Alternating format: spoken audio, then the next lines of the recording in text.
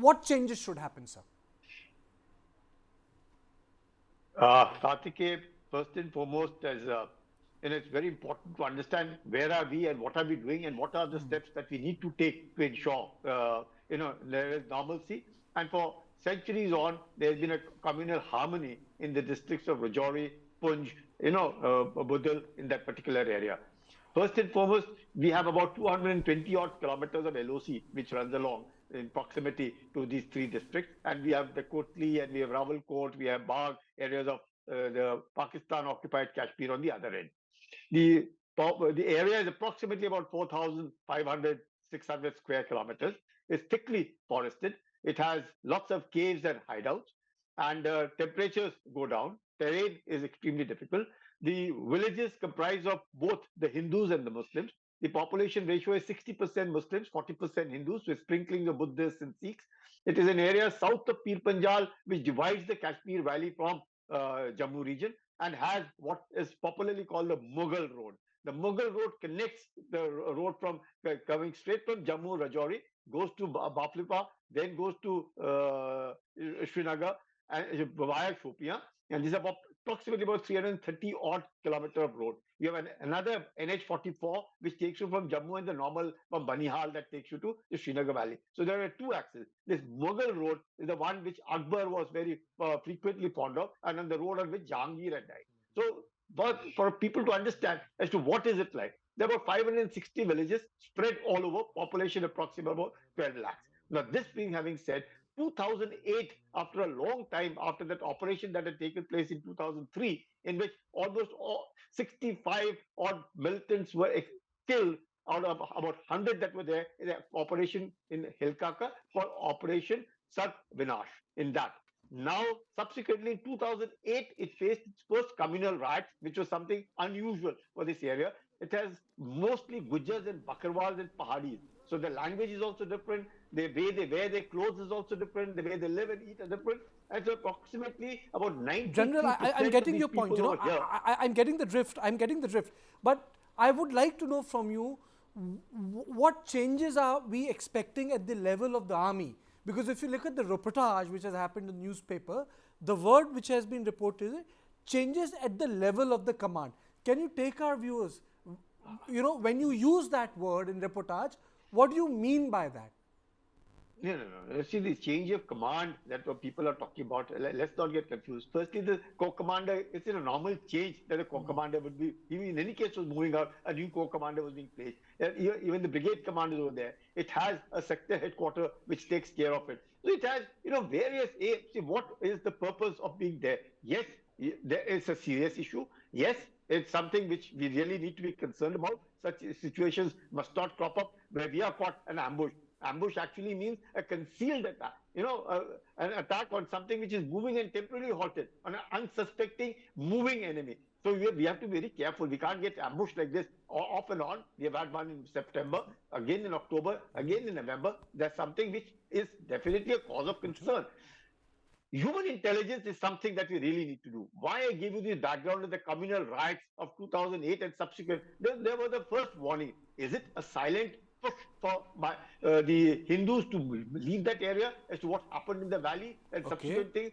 What is it that the Pakistanis are wanting to do over there? Because as rightly brought out, the But General Jaish-e-Mohammed, you have the Kulkarni, Lashkar-e-Taiba, you have the past, all these fronts which are actively operating over there. but With General the help Kulkarni, I have of a the question for you. Is there any possibility that SOS has not followed by the army people, especially the 13 RR? Because these kind of lapses they are very rare when we talk about the RR. So do you think that there is a lapse from the SOS side, from the RR side? See, it's 48 RR. 48 RR, which generally comprises the troops from the Garhwal regiment, the Armored Corps, and things of those kind. Yes, the SOPs may have been violated because invariably you don't see two vehicles. That is the first thing. You would always find a vehicle which is heavily guarded and protected before it is taken out. And then one doesn't really understand, was there any kind of a fire back, retaliation by the security forces opposing these people? How was it that in a corner, which is extremely very, very difficult to turn over, that they got ambushed? Obviously, at the point at 3:45. Now remember, that is the day when it is the shortest day. That means it would get dark by around 5:30. If it is to start getting dark between 5:30 and quarter to 6, it has occurred at about quarter to 4.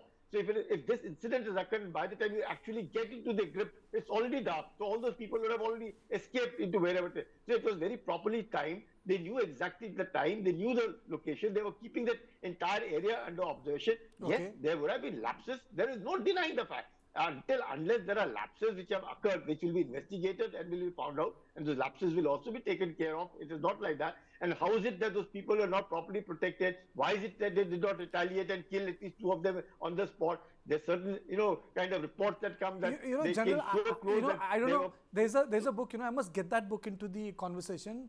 Germs, Guns, and Steel. It's a story of how certain things completely redefine a theatre. Like, for example, in the medieval India, the gunpowder redefined the theatre completely. Or the way Marathas completely redefined the warfare in context of shoot and scoot operations. For example, Stinger in Afghanistan theatre, or the drone in the Armenian theatre, or for example, Kalashnikovs in the 70s and 60s. Do you think that this steel bullet that was deployed is redefining a lot of things, because it's making our men vulnerable? Steel bullets were deployed. I know. We've been dealing with this aspect of the steel bullet, the penetration of it, whether the AK-47 can actually penetrate, and the kind of bullet that they could be having is 7.62 mm, which would have a steel core, which would even not only penetrate through and through men, but would also be able to penetrate the vehicles. So it has its own permutation. We ensure that the 5.56 that we are all operating with, are within the human right. There are no violations taking place. Even we ensure that these kind of things are not done.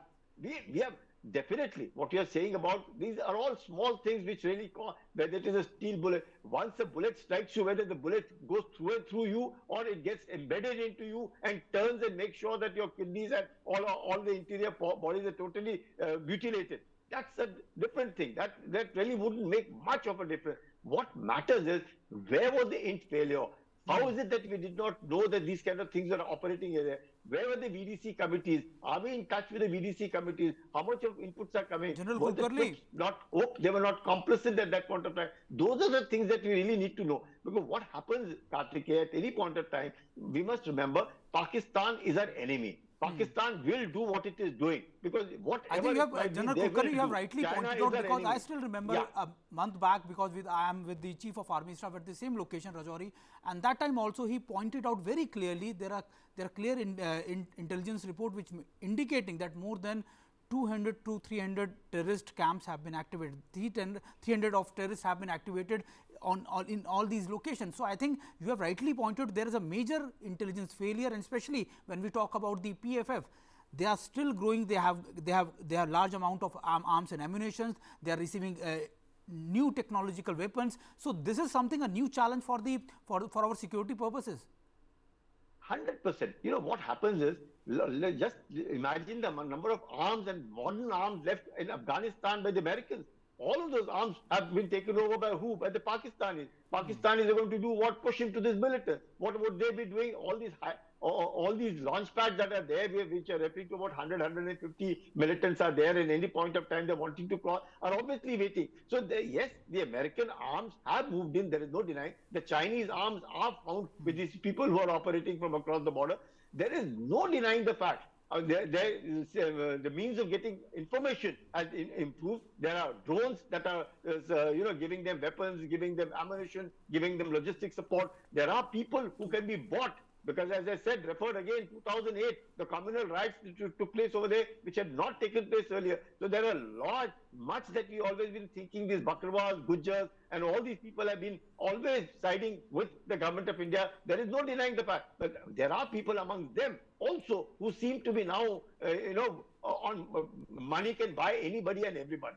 So that is where we need to have our eyes and ears on the ground. We need to have winning the hearts and minds of the people. The approach has to be downward up. from up, what the Pakistanis are going to be doing, they will keep doing. We will ensure that these, the VDCs, the village defense committees have to be activated and ensure all of these steps would have been taken. There is no denying the fact that the army doesn't work on that. But yes, SOPs have got violated. Why should there be 2 vehicles? Why should there be only 1 gypsy? Why should there be only one 2.5 tonner which is moving over there? When you know that these incidents are occurring over there and time and again the roads are bad, then you ought to be very careful.